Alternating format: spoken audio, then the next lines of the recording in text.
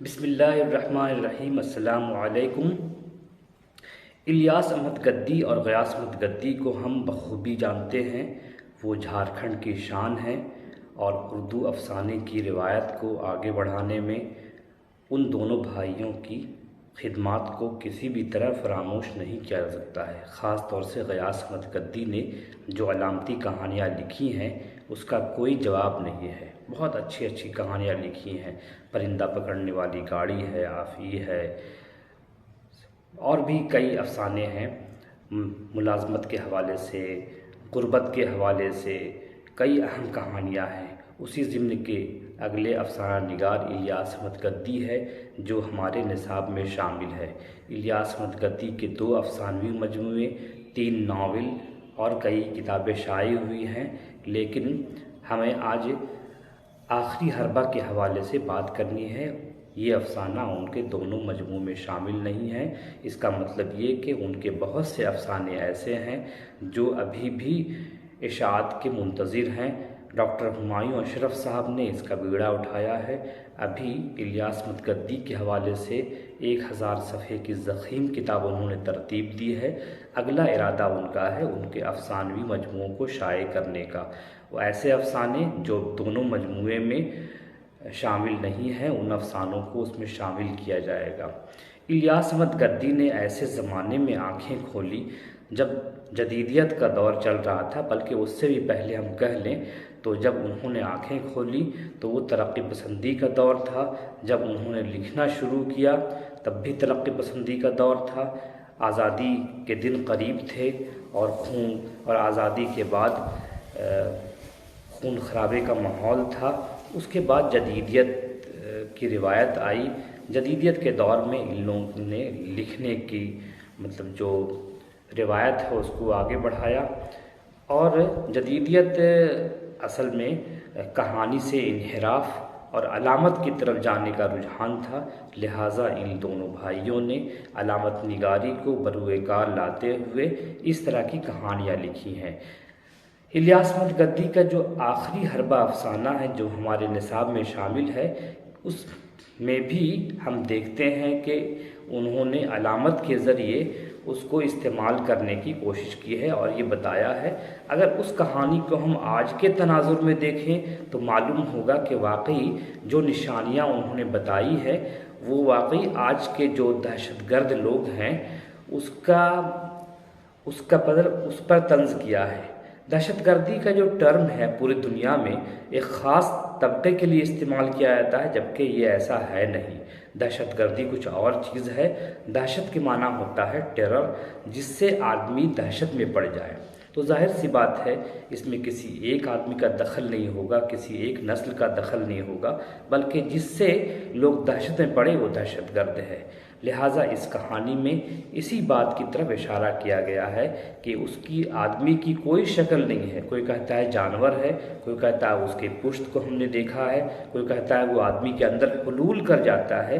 تو اسی تناظر میں ہم اس کہانی کو دیکھیں تو پڑھنے میں کافی مزہ آئے گا۔ جو آج کا حالیہ تناظر ہے، سیاسی پس منظر ہے، اور ہمیں لگتا ہے کہ الیاس احمد گدی نے اس کہانی کو آج ہی کے پس منظر میں لکھا تھا۔ تو آئیے ہم دیکھتے ہیں افسانہ آخری حربہ کا اقتباس اور اس میں مشکل الفاظ معنی کی تشریح۔ شکریہ۔ بسم اللہ الرحمن الرحیم۔ آج ہم لوگ الیاس احمد گدی کا مشہور افسانہ جو JSCC CGL اور باقی دوسرے نصاب میں شامل ہے، آخری حربہ، اس کا پہلا حصہ پڑھیں گے۔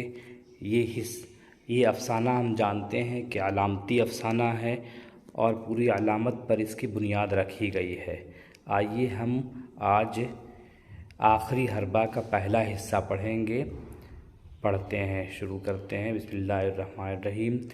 ان میں جو سب سے کم عمر تھا اس نے اٹھ کر ایک چھوٹا سا سوال کیا، آپ لوگوں میں سے کسی نے اس کی شکل دیکھی ہے؟ لمبی میز کے ارد گرد بیٹھے لوگوں نے ایک دوسرے کی طرف دیکھا۔ مایوسی سے ان کے چہرے لٹک گئے تھے۔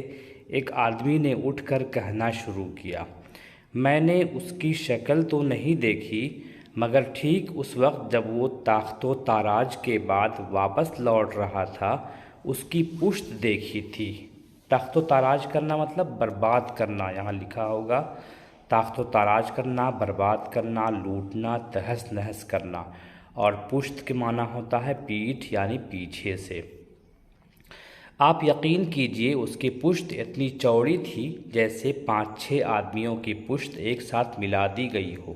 ایک شانے سے دوسرے شانے تک کی چوڑائی لگ بھگ 4 فٹ ہوگی۔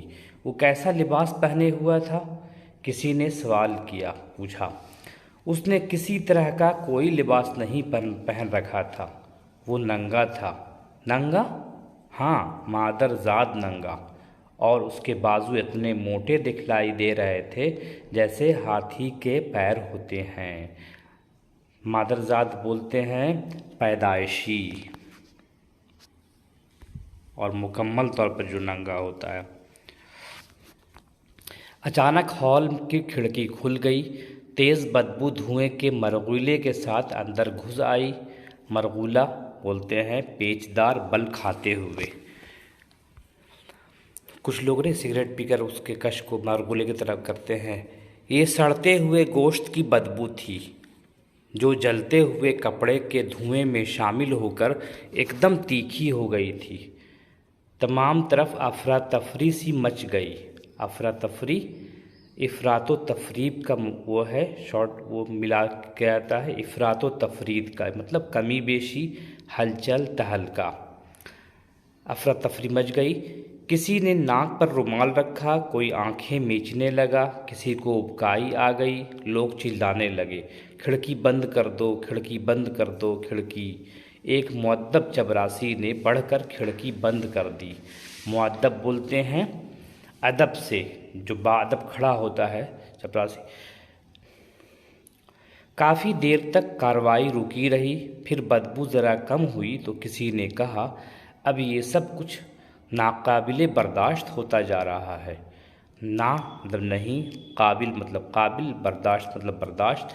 جو برداشت کے قابل نہ ہو وہ ناقابل برداشت ہے، بالکل ناقابل برداشت۔ ہاں بھائی، اب اس سلسلے کو ضرور ختم کر دینا چاہیے۔ کسی نے حامی بھری۔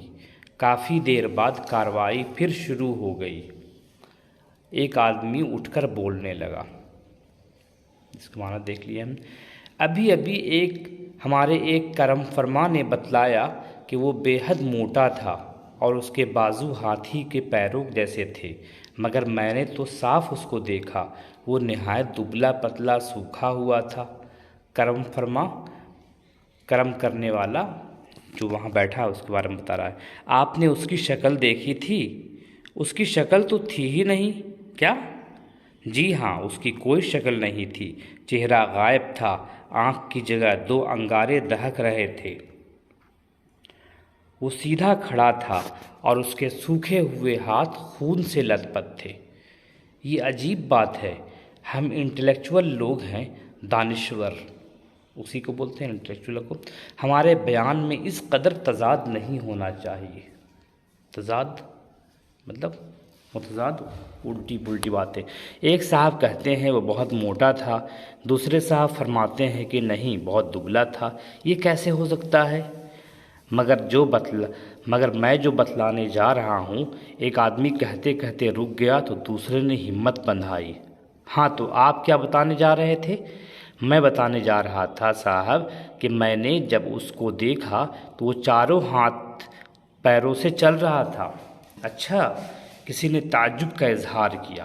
جی ہاں، جب وہ چلتا تو اس کے پنجوں کے لمبے ناخنوں کا داغ زمین پر ابھر آتا، اور کیا، اور اس کا سارا جسم بالوں سے ڈھکا ہوا تھا۔ اس کا مطلب یہ ہے کہ وہ جانور ہے؟ کسی نے اچانک سوال کیا۔ مگر وہ جانور نہیں ہے۔ کوئی درندہ؟ نہیں، درندہ بھی نہیں۔ پھر وہ کیا ہے؟ یہی تو مشکل ہے کہ وہ نہ جانور ہے نہ درندہ ہے، بلکہ وہ انسان ہے، آدمی۔ مگر جتنی نشانیاں بتائی گئی ہیں، کیا وہ انسان کی ہو سکتی ہیں؟ کرم فرما بولتے ہیں کرم اور مہربانی کرنے والا، مہربان، دانشور مطلب عقل مند، درندہ مطلب پھاڑ کھانے والا جانور۔ مگر یہ بات کھلے عام سبھی لوگ جانتے ہیں کہ وہ آدمی ہے۔ تمام اخباروں میں، تمام ریکارڈز میں یہ بات درج ہے کہ وہ آدمی ہے، اگرچہ اس کی کوئی شکل نہیں اور نہ ہی کسی مخصوص جگہ پر اس کی نشاندہی کی جا سکتی ہے۔ نشاندہی کرنا، پہچان کرنا، مخصوص مطلب خاص۔ اس میں اور بھی خصوصیات ہیں اس میں، مثلاً یہ کہ وہ جب چاہے جہاں چاہے نمودار ہو سکتا ہے، دکھ سکتا ہے اور پھر غائب بھی ہو سکتا ہے۔ وہ آدمیوں کے اندر حلول کر سکتا ہے، گھل مل جا سکتا ہے اور پھر ان سے تاخت و تاراج کا کام لے سکتا ہے۔ کیا ایسی جگہوں کا جہاں وہ نمودار ہونے والا ہو اندازہ نہیں لگایا جا سکتا؟ یہ کیسے ممکن ہے؟ مخصوص مطلب خاص کیا گیا۔ خصوصیت کی جمع ہے خوبی، نمودار ہونا، ظاہر ہونا، حلول کرنا یا تحلیل کرنا یا گھل جانا، جیسے شکر میں، پانی میں شکر گھلنے والی وہی ہے حلول کرنا۔ تاخت و تاراج کرنا، برباد کرنا۔ میرا مطلب ہے کچھ ایسے آثار ضرور ہوں گے جو اس کے نمودار ہونے سے پہلے ظاہر ہوتے ہوں گے۔ یقیناً اگر ایسی جگہوں پر اس کے پیروں کے بڑے بڑے نشان دیکھے جاتے ہیں، ہوا تھم سی جاتی ہے، فضا ایک دم ساکت ہو جاتی ہے، چاروں طرف ایک عجیب قسم کی تیز بو پھیل جاتی ہے، یہ ایک ایسی بو جو نتنوں سے گزرتی ہے تو دماغ پر چڑھنے لگتی ہے، جھلاہٹ عام ہونے لگتی ہے، لوگ ایک دوسرے کی بلکہ بعض اوقات اپنی پہچان کھونے لگتے ہیں۔ اثر کے معنی نشان، اس کی جمع آثار، فضا زمین کی کشادگی، ساکت مطلب ٹھہرا ہوا، بو مطلب مہک، اسی سے بنا ہے بدبو، خوشبو وغیرہ۔ اب ہم کل انشاءاللہ اس کا دوسرا اور آخری حصہ پڑھیں گے، تب تک کے لیے اجازت دیجیے، خدا حافظ۔